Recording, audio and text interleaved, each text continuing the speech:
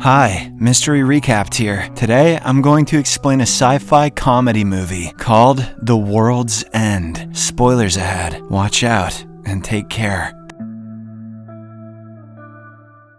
The movie begins with our protagonist, Gary King, narrating the events of June 22nd, 1990. It was the last day of high school, so Gary and his friends were thrilled. His gang consisted of Oliver, the funniest of the group, Peter, the youngest, Steven, who was good at flirting with girls, and Andy, who was Gary's closest friend. They all lived in a small town called Newton Haven and had been close friends since childhood. To celebrate their high school graduation, the gang decided to take on a challenge called the Golden Mile. They decided to drink a beer at each of the town's 12 pubs, with the World's End being their final stop. Thus, the boys embarked on their adventure and had a great time. They lost Oliver midway, but the rest of the group continued. At the next pub, they ran into Oliver's sister Sam, on whom the other boys had a huge crush. Gary then took her to the handicapped bathroom, where they became intimate, but he soon abandoned her. At the 9th pub, the gang got into a fight with other patrons and were too drunk to continue. They ended up injured and vomiting, so they missed the last 3 pubs and watched a shooting star from a hilltop. The scene then cuts to 20 years later, when Gary recounts this story in a group session at an alcohol rehab center. He describes it as the best day of his life, and a teenager in the group asks why they didn't visit the last 3 pubs. Hearing this question, Gary falls into deep thought before a sly smile spreads across his face. In the next scene, Gary decides to reconnect with his old friends and take on the Golden Mile challenge again. First, he meets Peter, who manages his father's luxury car dealership, and then Steven, who is a construction manager. Then he goes to see Oliver, who has become a real estate agent. Everyone is reluctant to come because they know Andy won't show up at any cost since he has a beef with Gary. However, our protagonist assures them that Andy will definitely be there, prompting them to finally agree. Afterward, he goes to meet Andy, who is now working as a corporate lawyer. However, the latter doesn't seem pleased to see his old friend after such a long time. It turns out that in 1997, Gary overdosed, and Andy was forced to drive him to the hospital while heavily intoxicated. He ended up crashing his car and nearly severed his femoral artery. Gary then abandoned his friend, who was arrested alone after a 12-hour life-saving surgery. Following this event, Andy cut off contact with him and vowed to give up alcohol. In the present, Gary invites Andy to join them on their trip, but as expected, the latter declines. Gary respects his decision, but before leaving, he gives Andy the $600 he owes him. He also reveals that his mother recently passed away due to cancer, and that he has been going through a very difficult time. Hearing this, Andy feels bad for his former best friend and expresses his condolences. The next day, Oliver, Peter, and Steven arrive at the train station and find Andy already waiting there. The group is over the moon as they are seeing each other after a long time. Shortly after, Gary appears in his old car from high school, and they all head towards the town they haven't been to in 20 years. Upon their arrival, they check into a hotel, but quickly head out to begin their adventure. Next, the group arrives at their first pub, but the bartender doesn't recognize them at all, which surprises them. They also notice that the patrons and passers-by have cold expressions on their faces. Gary then orders 5 glasses of beer, but Andy refuses to drink, claiming he has been sober since 1997. He requests a glass of water instead, which annoys Gary. Following that, they proceed to the next pub and discover that it is an exact replica of the previous one, which wasn't the case before. This bartender also fails to recognize them, which confuses the group. While they're drinking, Oliver receives a call from his sister Sam, who is in Newton Haven visiting her friends. When Steven and Gary learn of this, they begin to argue over who gets a chance to date her. It is then revealed that Steven is still upset with Gary for sleeping with her 20 years ago. Not long after, Sam shows up and everyone is captivated by how pretty she still is. She briefly speaks with them and then excuses herself to go to the bathroom. However, Gary interprets this as a hint and follows her there. He tries to make a move on her, but she slaps his shit and kicks him out. Following this, the group visits the 3rd pub where they meet an old man named Basil. Turns out the guy used to talk about UFOs, lizards, and other mysteries. Gary proceeds to strike up a conversation with him, but the old man doesn't even acknowledge him. Confused, Gary tries to order drinks, but the bartender informs him that they're banned from this pub due to their time in the 90s. This forces the group to leave immediately, though Gary still manages to chuck a few drinks. In the next scene, they arrive at the 4th bar and begin drinking again. Moments later, Peter comes across a man named Shane, who turns out to be a school old bully, but Shane doesn't even recognize him, despite having tormented him for years. This disturbs Peter, and he starts venting his frustration, but Gary doesn't seem to care and tries to divert the conversation. Seeing this, the group gets angry and says they're going back to the hotel. An annoyed Gary then heads to the restroom, but he forgets his phone on the table and gets a call from his mother, the one he claimed to be dead. In the bathroom, Gary tries to strike up a conversation with a teenager who completely ignores him. To be fair, it's pretty sus behavior from Gary, but it irritates Gary, so he puts his hand on the teenager, which is even worse, and quickly leads to a fight. The teen proves to be highly skilled, but Gary manages to throw him against the urinal, causing his head to explode. However, he notices that the boy is not human, as he's composed of blue liquid and mechanical parts. At this moment, Gary's friends also arrive and accuse him of lying about his mother's death. They are also horrified to see the decapitated teen, whose robotic body continues to move. Soon, more teens show up, and the men get into a brutal fight with them. After eliminating all the teens, Gary's group heads outside and tries to act normal. They then assume that the reason people didn't recognize them was because they have been replaced by strange robots, which they decide to call blanks. Regardless, the group decides to continue their pub crawl so as not to raise any suspicion. This situation stresses Andy out so much that he eventually joins his friends in drinking. In their next pub, Gary notices a man named Reverend Green, who used to sell him marijuana in high school. He quickly approaches him to request more weed. Unfortunately, the Reverend recognizes him. Gary realizes that he's human and asks what's happening in this town, but Reverend Green seems visibly nervous and says it's best if he doesn't know. Not taking no for an answer, Gary and his friends offer to help him leave town first thing in the morning, but the Reverend refuses. He then gets a call from his supervisor and anxiously leaves the pub. At this moment, Oliver, who had been in the bathroom, returns and asks what he missed. In another pub, the group notices Sam with her childhood friends who are twins. A worried Gary follows her to the bathroom to inform her about what he knows. However, Sam misunderstands his intentions and slaps him again before heading outside. She then meets her twin friends and tells them how strange Gary was acting, talking about robots and aliens. Hearing this, the twins try to attack her, but Gary appears in the nick of time and deals with them, proving that he was telling the truth. Just then, a drunk Steven appears and confesses his feelings for Sam, claiming that he has always loved her, but she chose the womanizer. This shocks Sam, but she reassures him that there's nothing going on between her and Gary. In the next scene, the gang enters another bar where a party is in full swing. They see a few attractive women dancing on stage and eagerly join in. Meanwhile, Basil pulls Steven into a storage room and explains what is going on in Newton Haven. He reveals that the shooting star they saw in 1990 was actually an alien group known as the Network, which burrowed underground and began planning to take over the town. Basil explains that the aliens eventually began abducting humans and replacing them with overly docile replicas. These copies are created using the original's DNA, which they obtain from kisses, personal items, and even saliva left on the edge of a glass. Upon hearing this, Steven panics and rushes to save his friends, who are drunk and making out with the blanks on stage. With Sam's help, he drags everyone outside and explains what Basil told him. He suggests they should end their adventure and head home immediately, but Gary vehemently refuses, and Oliver supports him as well. In the end, they head to another bar where their old Professor Shepard has been waiting for them with beer. He tries to convince them that the network is actually beneficial and invites them to join. Oliver believes him and starts praising the professor's intelligence, but Andy is having none of this anymore. He impulsively smashes Oliver's head, and to everyone's shock, the same blue liquid and mechanical parts appear. It is then revealed that Oliver was attacked and turned into a blank when he went to the bathroom earlier. The other blanks soon retaliate by launching an attack on Gary and his friends. The group fights back and destroys some of them, but to their dismay, the blanks have the ability to repair themselves. Realizing that they can't win, Gary takes Sam away and flees. Shortly after, they manage to get to her car, which they can use to escape the city. Sam asks him to come as well, but Gary refuses, as he can't abandon his friends. He then goes to hide in a smokehouse, where he meets Peter, Andy, and Steven, who have managed to escape the bar alive. Following this, the gang decides to flee town, but as they sneak through a park, Peter is unexpectedly approached by his former bully Shane. The man apologizes for his actions and claims he recognized Peter earlier, but was too scared to apologize. However, out of frustration, Peter immediately attacks Shane and begins to beat him mercilessly. He soon discovers that Shane is a blank, but still doesn't regret his actions actions. Moments later, though, a few more blanks appear and surround Peter, who is then transformed into one, while his friends watch in horror. Next, the remaining 3 continue their journey and soon realize they must pass through pub number 10 to find Gary's car. When they arrive, Gary drinks another pint, but Andy tells him it's time to go home. However, Gary hands over his car keys to his friend and flees. Andy also follows him while Steven uses the opportunity to get his car. After fighting several blanks on the way, Gary soon arrives at the 11th pub and pours himself a pint. Andy catches up with him, and Steven also crashes the car through the wall and tells him to get in. However, Gary chooses to proceed to the next bar, forcing Andy to continue pursuing him. Meanwhile, Steven, who is still inside the car, is quickly surrounded by the blanks and attacked. Soon, Gary enters the final bar, the World's End, and notices a glass of beer on the table. However, before he can drink it, Andy knocks it from his grasp, resulting in a battle. During their fight, Andy takes off Gary's jacket and sees a wristband on his hand, implying that he came from a hospital. When asked about it, Gary reveals how much of a failure he feels like, and that his life has never improved since the night they first attempted the Golden Mile. He tells Andy that he's not like him, with a perfect job, perfect house, and a perfect wife, but the latter reveals that his wife has left him, and that he's trying to win her back. Andy then begs him not to continue with his obsession, but Gary ignores him and attempts to fill a glass with beer. However, the tap activates a secret entrance and soon transports them to an underground room. There, the two are surrounded by blanks and confronted by the network, which explains that the town of Newton Haven is just one of thousands of access points the aliens have throughout the world. Their objective is to make humans more civilized and reach a level of development that allows them to interact with the rest of the galactic community. The entity then offers Gary the chance to join them and attain eternal youth. It also sends Gary's younger version to manipulate him. However, he snaps the neck of his younger self and argues that human beings should be free and not controlled by the entity's desires. At this moment, they are joined by Steve, who turns out to be still alive. The drunken trio then continues to denounce the network's tyranny, insisting that humanity should be left to its own fate. Exhausted from the relentless argument with them, the network finally just kind of agrees to abandon the invasion and decides to retreat from Earth. "Really?" says Gary. "Yeah,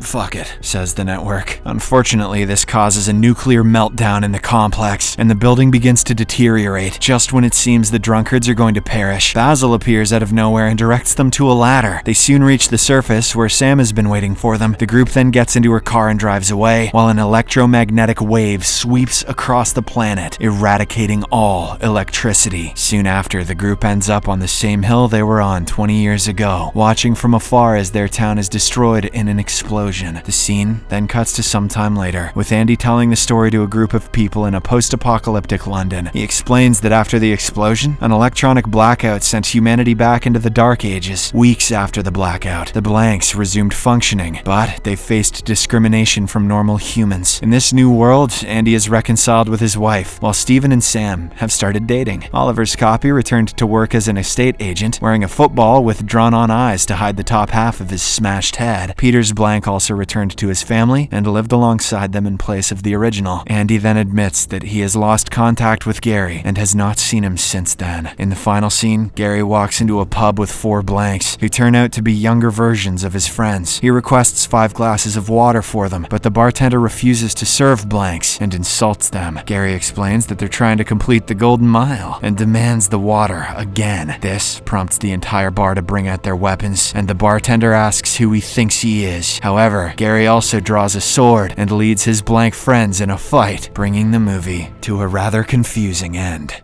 Subscribe for more videos like this, turn on notifications, and leave a like to help the channel out. Thank you for watching.